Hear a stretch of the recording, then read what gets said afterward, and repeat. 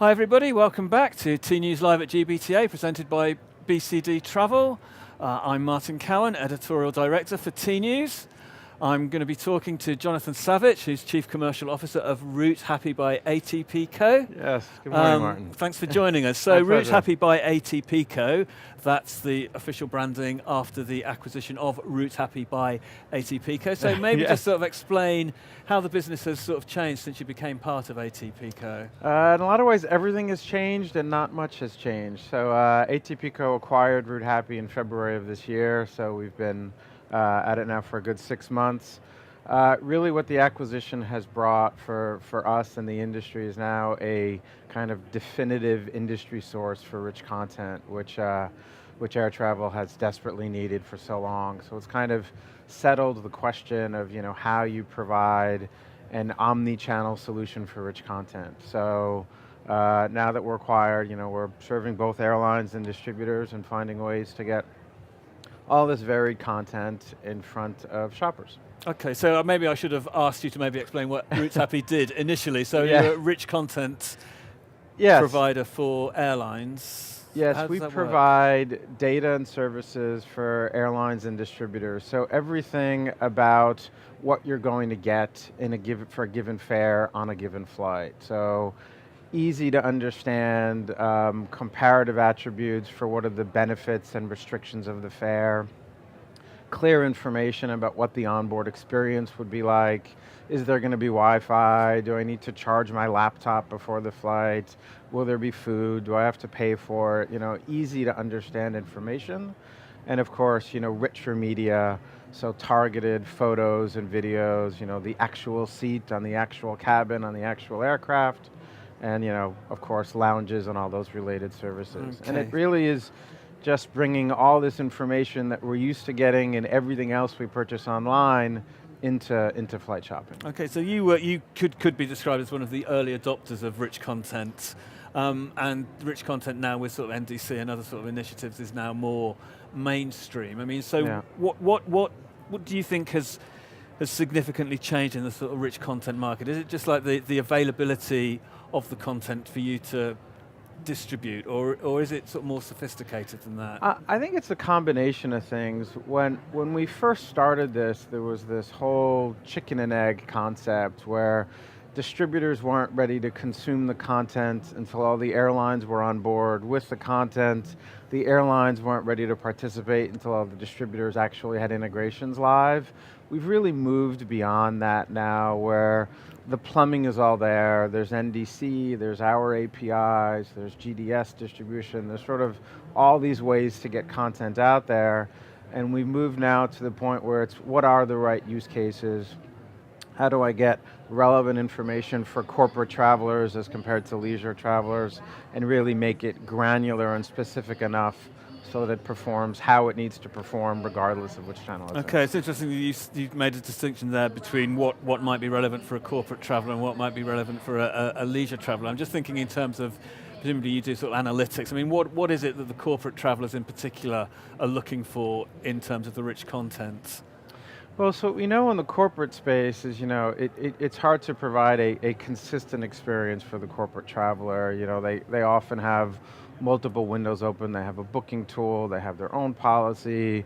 They're looking at other sites to see, what seat, what flight, And right now, in the corporate space, we have several new integrations where all of that information can be provided in a corporate booking tool.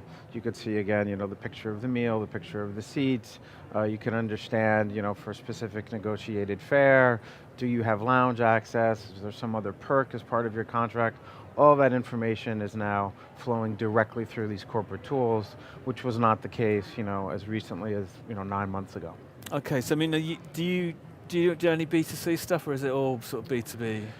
Everything we do is B2B. Okay. Routehappy was initially conceived as a B2C company, and when we really sort of dug into the heart of the problem, and there was just such inconsistent data and lack of purpose-built solutions, both for airlines and distributors, we realized we were onto something and found a way to make these tools available for everyone. So we certainly started in the leisure space with the likes of Google and Expedia and others. and now, of course, but before the acquisition and really, of course, accelerated after the acquisition, are now delivering in all channels. So including airline.com, by the way, and of course, corporates and leisures.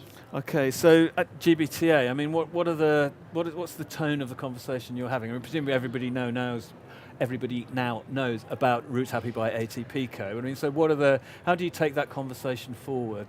Yeah, I think what's been fantastic about this conference is we've gone beyond sort of the what is rich content. You know, a year ago, such a simple term seemed to be, quite vague, but now people really understand that it's about setting expectations and knowing exactly what you're going to get in the fare and on the flight. So the conversation now is really about how am I going to get it in my channel? How do I get the very specific negotiated fares, the branded fares, the chauffeur drive by one airline versus the lounge access on another airline? How do I get to these really specific use cases and make that available for corporate travelers?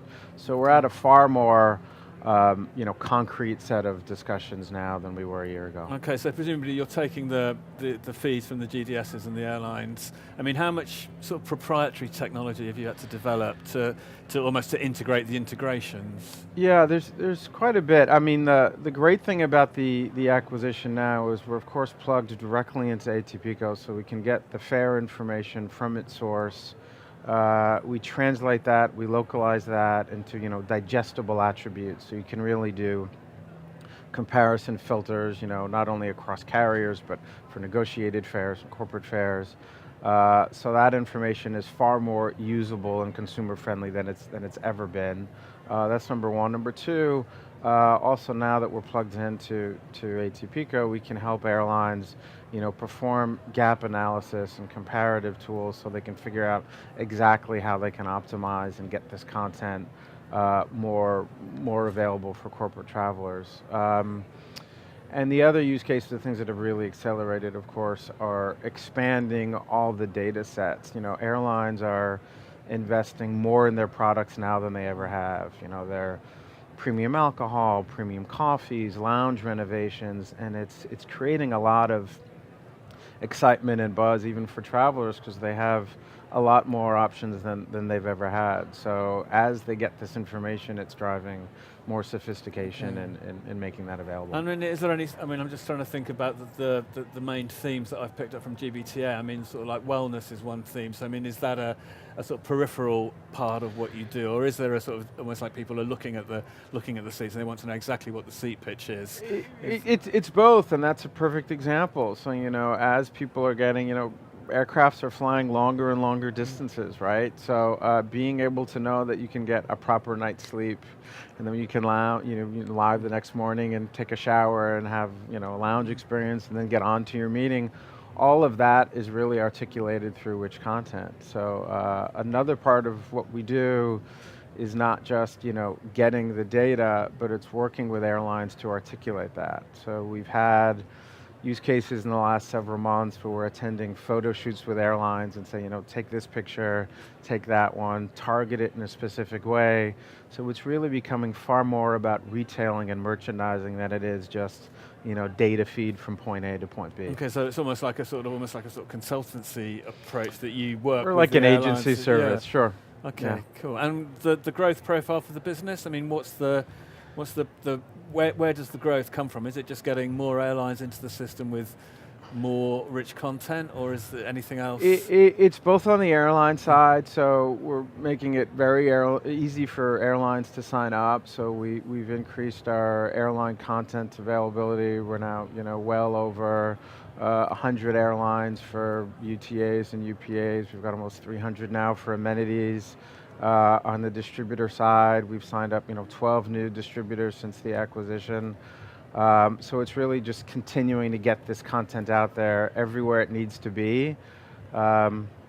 And again, making sure the new connections that airlines have, so whether it's NDC or whether it's our API or whether it's a flat data transfer, data needs to move regardless of the pipe, and so continuing to build out those connections is a big part of our focus. Okay, well, Jonathan, thanks very much for taking the time to join us. I'm sure pleasure. you've got sort of business to do on the stand, but okay, Martin Cowan, Editorial Director for Tnooz, just signing off shortly, but I'll be back. Thanks very much. Thank Bye-bye. Bye.